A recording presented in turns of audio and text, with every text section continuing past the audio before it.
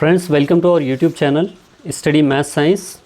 दोस्तों, आज का जो हमारा सेशन है यह है सीटेट साइंस पेपर 2 के लिए, या फिर आप किसी भी महाटेट या फिर जे टेट, एच टेट, जो भी आप स्टेट टेट अगर दे रहे हैं तो वहाँ पर भी आपको इस चैप्टर से रिलेटेड, इस टॉपिक से रिलेटेड क्वेश्चंस देखने को मिलते हैं एग्ज़ाम में। तो बहुत ही इम्पॉर्टेंट टॉपिक है, बहुत ही इम्पॉर्टेंट आज का सेशन होने वाला है। दोस्तों, अब तक जिस किसी ने चैनल को सब्सक्राइब नहीं किया है, सब्सक्राइब कीजिए, लाइक शेयर कमेंट करना ना भूलें। दिन ब दिन हम जो भी सेशन ले रहे हैं दोस्तों, ये बहुत ही टॉपिक वाइज हम जो सो रिलेटेड, आपके क्वेश्चन पेपर से रिलेटेड बहुत ही इंपॉर्टेंट क्वेश्चन यहाँ पर डिस्कस कर रहे हैं।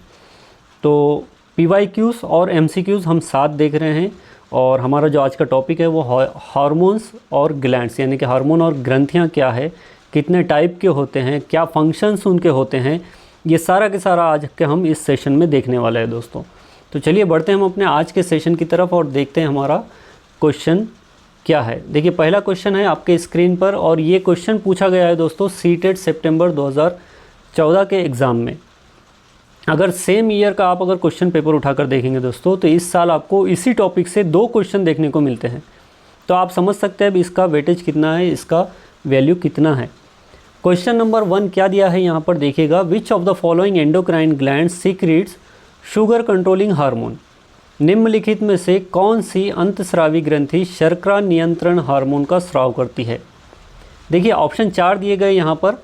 ऑप्शन 1 है एड्रिनल ग्लैंड, ऑप्शन 2 है पैंक्रियास, ऑप्शन 3 है पिट्यूटरी, या फिर ऑप्शन 4 है थायराइड। तो देखिए, शर्करा कंट्रोल करने की, अगर शुगर कंट्रोल करने की अगर हम बात कर रहे हैं, तो हमारा यहाँ पर ऑप्शन होना चाहिए दोस्तों पैंक्रियास। हमारा जो ऑप्शन होना चाहिए ये होना चाहिए पैंक्रियास, यानी कि अग्नाशय। अग्नाशय हमारे 2 तरह के हार्मोन्स रिलीज़ करते हैं दोस्तों, एक होता है इंसुलिन और दूसरा होता है ग्लूकागॉन।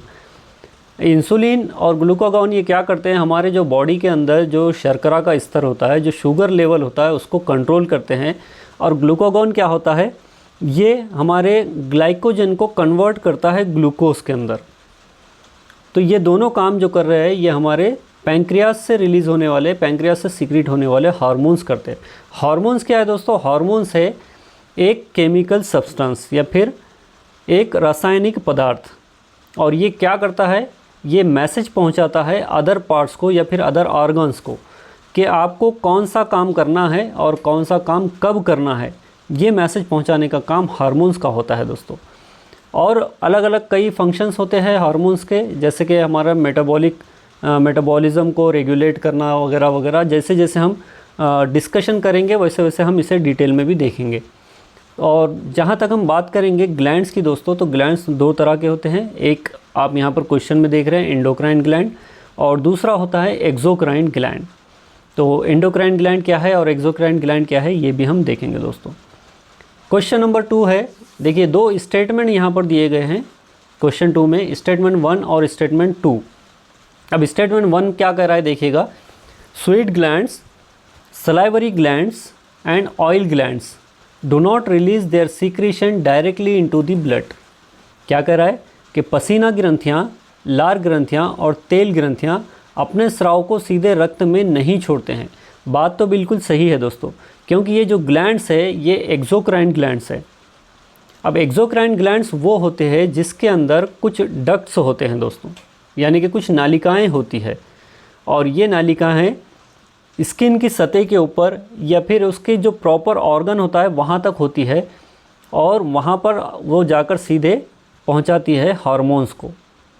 लेकिन जो एंडोक्राइन ग्लैंड्स होते हैं, एंडोक्राइन ग्लैंड से जो भी सब्सटेंस वहाँ से सीक्रेट होता है, वो सब्सटेंस या फिर वो हार्मोन्स जाकर डायरेक्ट जो है सो हमारे ब्लड के अंदर मिल जाते हैं, हमारे रक्त के अंदर मिल जाते हैं। तो वो डक्टलेस होते हैं, यानी कि उसके अंदर कोई नालिकाएं नहीं होती। लेकिन अगर हम एक्सोक्राइन ग्लैंड्स की बात करते हैं तो यहाँ पर डक्ट होते हैं जो कि स्किन की सतह के ऊपर या प्रॉपर कैविटी के अंदर, जैसे कि हम सलाइवा की बात करते हैं, हमारे ओरल कैविटी के अंदर सलाइवरी ग्लैंड्स है। सलाइवरी ग्लैंड्स क्या करते हैं, हमारे ओरल कैविटी के अंदर सलाइवा को सीक्रेट करते हैं।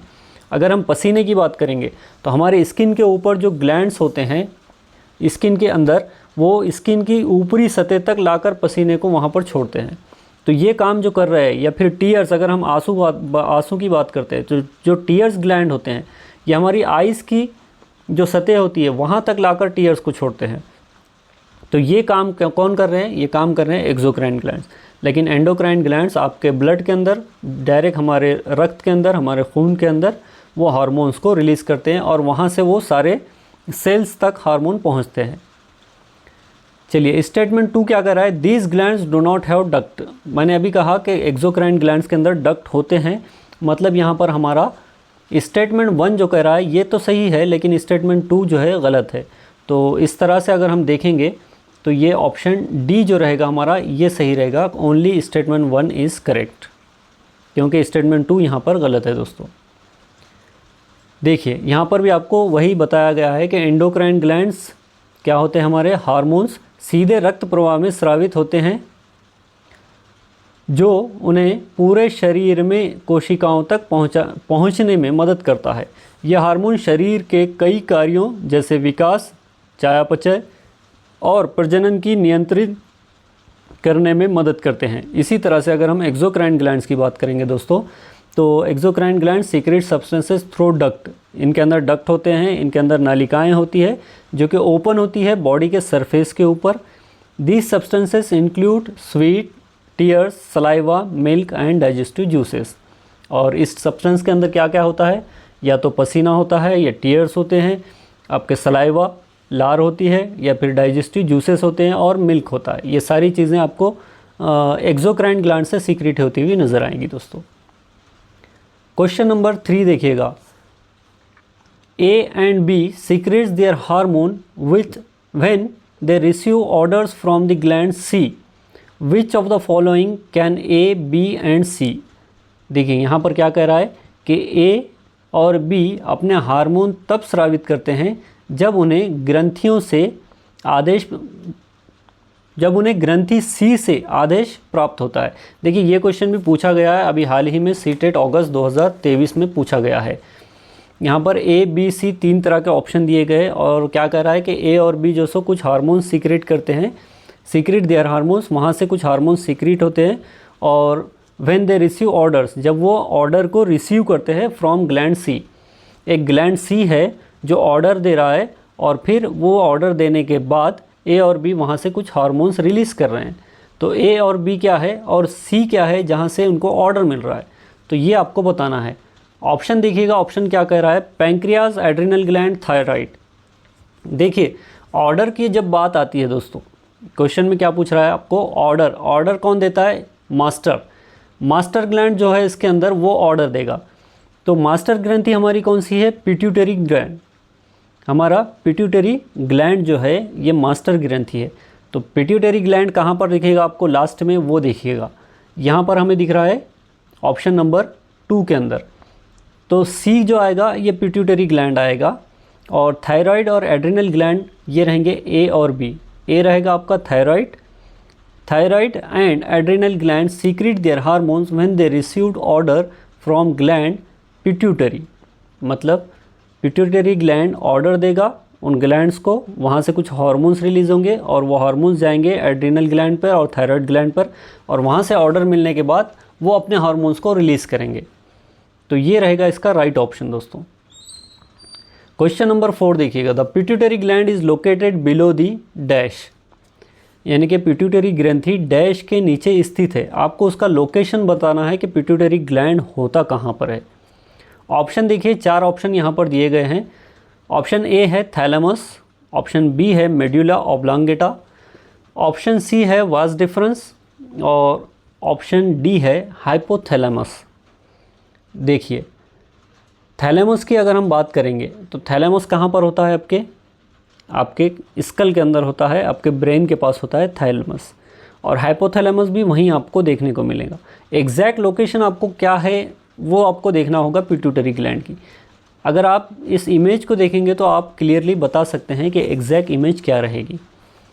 देखिएगा यहाँ पर यह है आपका पिट्यूटरी ग्लैंड, यानी कि ये वाला जो छोटा सा पार्ट आपको दिख रहा है ये है पिट्यूटरी ग्लैंड, और इसके जस्ट ऊपर ये है आपका हाइपोथैलेमस। तो किसके नीचे है ये है आपके हाइपोथैलेमस के नीचे, यानी कि यहाँ पर हाइपोथैलेमस है और इस हाइपोथैलेमस के नीचे आपको पिट्यूटरी ग्लैंड दिख रहे हैं। इसके थोड़ा सा अगर आप ऊपर जाएंगे तो यहाँ पर दिखेंगे आपको थैलेमस, और थैलेमस के थोड़ा बैक साइड अगर जाएंगे तो आपको यहाँ पर दिखेगा पीनियल ग्लैंड। ये जो नज़र आ रहा है पीनियल ग्लैंड। तो यहाँ पर क्या कह रहा है देखिएगा, पिट्यूटरी ग्लैंड की आपको लोकेशन बताना है दोस्तों। The pituitary gland is located below the hypothalamus. इसका राइट आंसर जो रहेगा ये रहेगा हाइपोथैलेमस।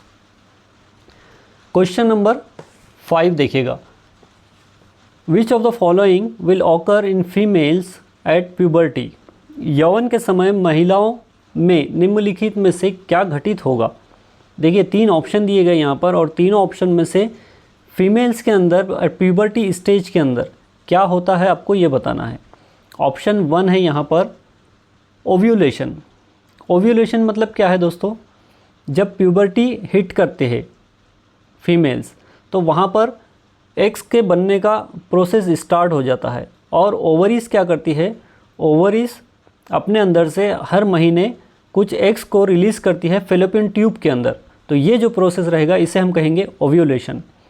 तो ये तो होगा प्यूबर्टी के अंदर, तो ऑप्शन 1 तो यहाँ पर करेक्ट है। देखिएगा ऑप्शन 2 क्या कह रहा है, एनलार्जमेंट ऑफ ब्रेस्ट, यानी कि स्तनों का बढ़ना। ब्रेस्ट का जो एनलार्जमेंट होता है दोस्तों, ये भी प्यूबर्टी हिट करने के बाद या फिर प्यूबर्टी एज के अंदर, यानी या फिर अगर आप उसका एज क्राइटेरिया अगर देखेंगे तो आपको 10-12 साल के बाद से जो है सो आपको ये देखने को चेंजेस मिलते हैं। तो ये भी यहाँ पर ऑप्शन राइट रहेगा। इसके बाद है ब्रॉडनिंग ऑफ हिप्स, यानी कि कोल्हों का चौड़ा होना। तो ये भी आपको फीमेल्स के अंदर प्यूबर्टी में देखने को मिलते हैं दोस्तों। तो यहाँ पर तीनों ऑप्शन आपके सही रहेंगे, यानी कि हमारा ऑप्शन ए जो रहेगा ये हमारा राइट आंसर रहेगा दोस्तों। क्वेश्चन नंबर 6 देखिएगा, the reproductive phase of a woman lies between her dash and menopause, यानी कि एक महिला का प्रजनन चरण उसके डैश और रजोनी वृत्ति के बीच होता है, यानी कि डैश और मेनोपॉज के बीच होता है। अब आपको समझना होगा यहाँ पर कि मेनोपॉज क्या है।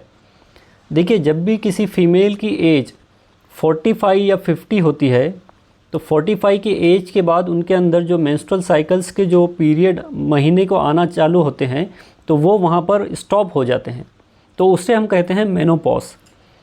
और यहाँ पर क्वेश्चन क्या कह रहा है कि the reproductive phase of a woman lies between, मतलब किसके दरमियान होता है, मेनोपॉज और एक वर्ड उसके लिए एक यहाँ पर दिया गया है जो इन 4 ऑप्शन में से यहाँ पर बताया गया है। तो पहला तो है मेंस्ट्रुअल साइकिल, तो मेंस्ट्रुअल साइकिल तो बिल्कुल नहीं होगा क्योंकि ये हर महीने यहाँ पर आपको देखने को मिलता है। मेंसुरेशन यानी कि मासिक धर्म, ये भी आपको नहीं आएगा यहाँ पर, ऑप्शन फिट बराबर। इसके बाद है मेनार्च यानी कि रजोदर्शन।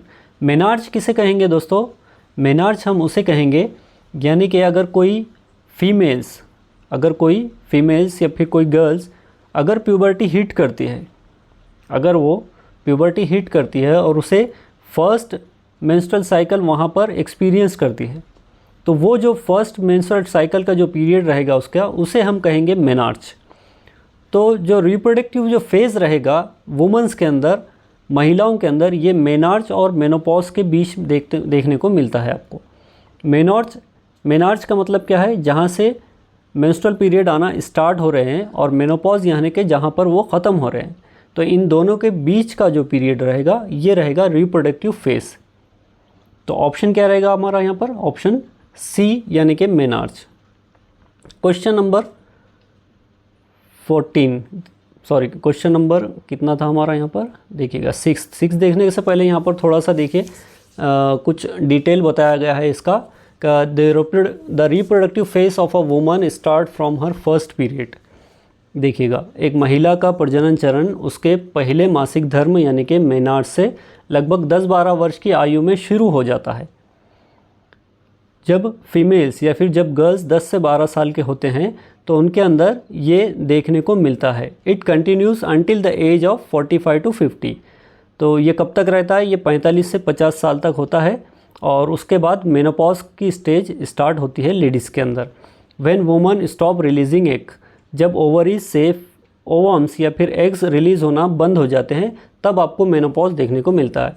दिस इज़ कॉल्ड मेनोपॉज, और इसी को हम मेनोपॉज कहते हैं। Hence, the reproductive phase of a woman lies between their menarche and menopause.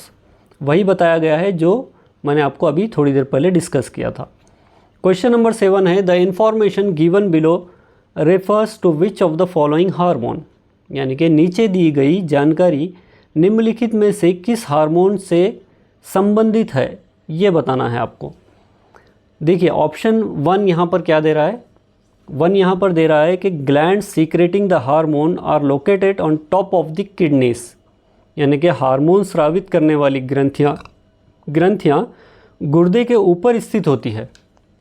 तो अगर आप गुर्दे के ऊपर स्थित होने वाले ग्लैंड्स की अगर आप बात करेंगे तो वहाँ पर कौन से ग्लैंड्स होंगे, ये आपको थोड़ा सा रिकॉल करना पड़ेगा। इसके पहले भी हमने जब सेशन लिया था तब भी मैंने आपको एक इमेज के साथ वहाँ पर आपको बताया था, अगर आपको शायद याद होगा या फिर कोई बच्चे अगर जानते होंगे तो वो भी यहाँ पर आसानी से इसका आंसर दे सकते हैं। सिर्फ और सिर्फ फर्स्ट लाइन आप यहाँ पर रीड करके भी इसका आंसर दे सकते हैं।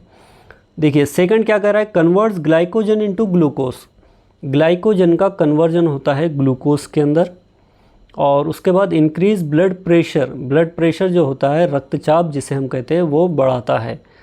तो देखिए किडनीज़ के टॉप के ऊपर जो ग्लैंड्स होते हैं दोस्तों, उसे कहते हैं हम एड्रीनल ग्लैंड, उसे कहते हैं हम एड्रीनल ग्लैंड, या फिर क्या कहेंगे आपके, देखिए एड्रीनल ग्लैंड। और यहाँ पर इसका जो ऑप्शन रहेगा ये रहेगा सी, यानी कि एड्रीनलिन या फिर एड्रीनलाइन।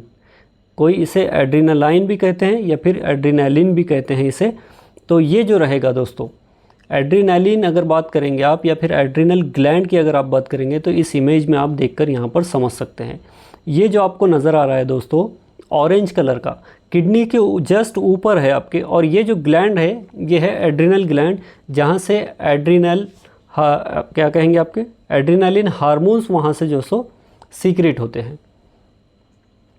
चलिए क्वेश्चन नंबर 8 देखिएगा, deficiency of iodine in our diet leads to the condition called, यानी कि हमारे आहार में आयोडीन की कमी से एक स्थिति उत्पन्न होती है जिसे कहते हैं, जिसे क्या कहते हैं, उस डिसीज़ को हम क्या कहते हैं, वो आपको यहाँ पर बताना है। ऑप्शन दे रहा है, देखिएगा ऑप्शन ए है डायबिटीज़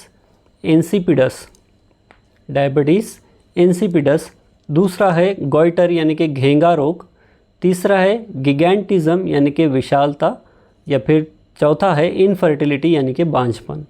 तो आयोडीन की कमी अगर हमारे अंदर होती है तो उसकी वजह से क्या होता है दोस्तों, उसकी वजह से जो थायरॉक्सिन है या फिर हमारे थायराइड ग्लैंड्स है उसके ऊपर इफ़ेक्ट होगा।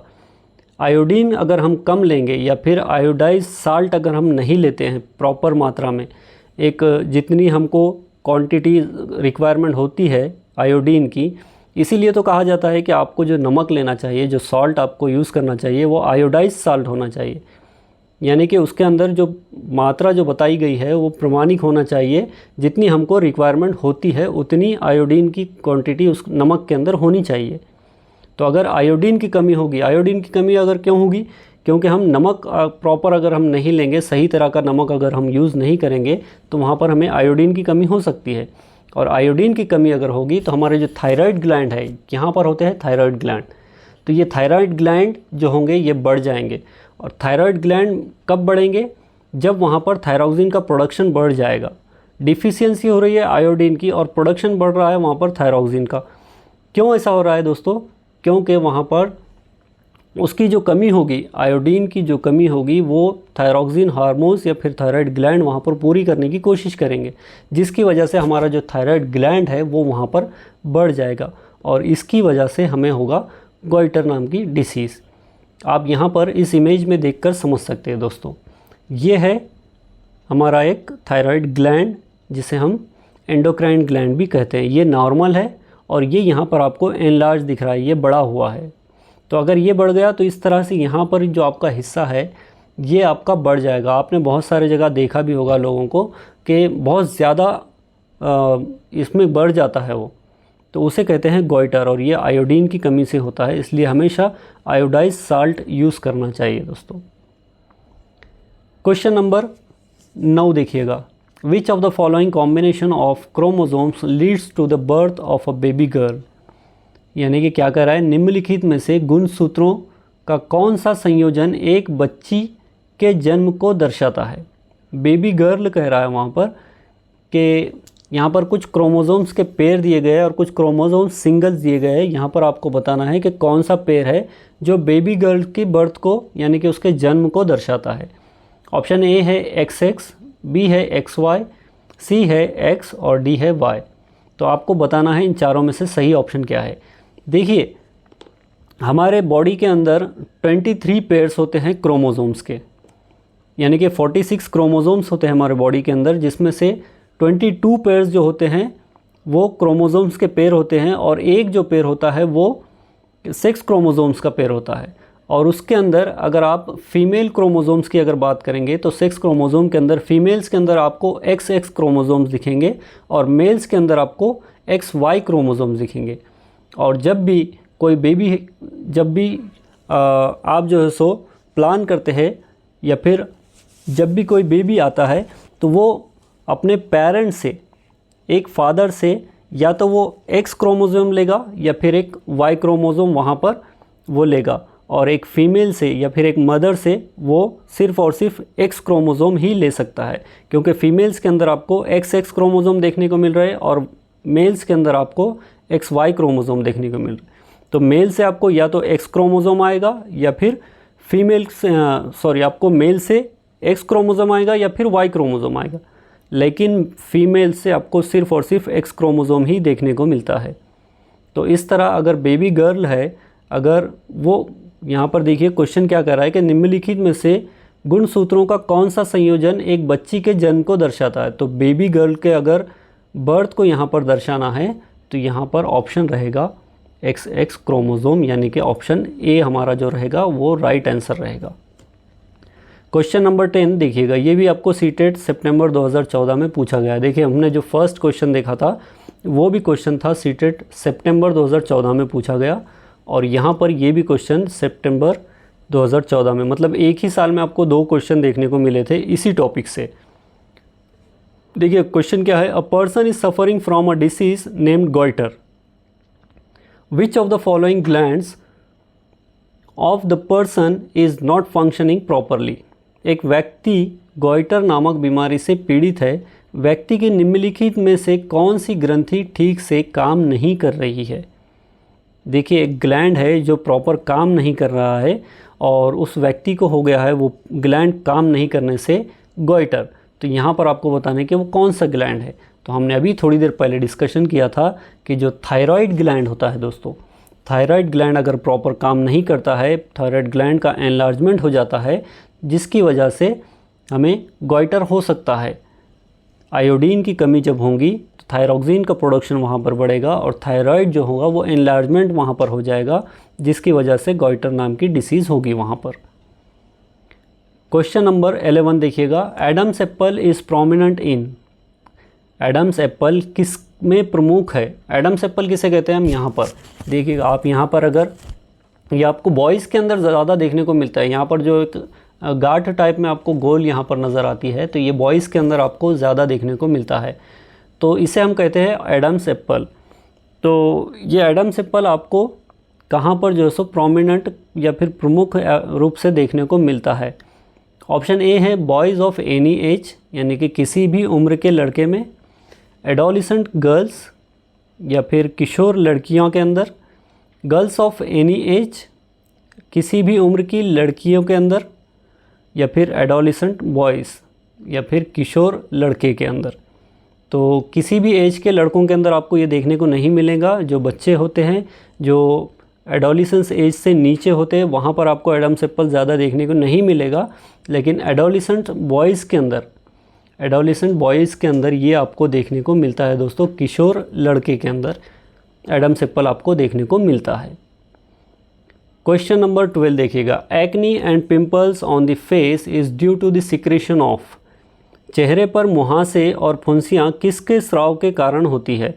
हमने क्वेश्चन सेकंड या जब डिस्कशन किया था, जहाँ पर 2 स्टेटमेंट हमने देखे तो वहाँ पर भी हमने इसके बारे में डिस्कशन किया था कि जो ऑयल ग्लैंड्स होते हैं दोस्तों, वो ऑयल ग्लैंड से ऑयल का सीक्रेशन या फिर ऑयल का प्रोडक्शन ज़्यादा बढ़ जाता है। तो तो वहाँ पर कुछ बच्चों के अंदर या फिर कुछ एडोलेसेंट्स के अंदर आपको पिंपल्स या फिर एक्नीज देखने को मिलते हैं, फुंसियाँ या फिर मुहासे वहाँ पर देखने को मिलते हैं।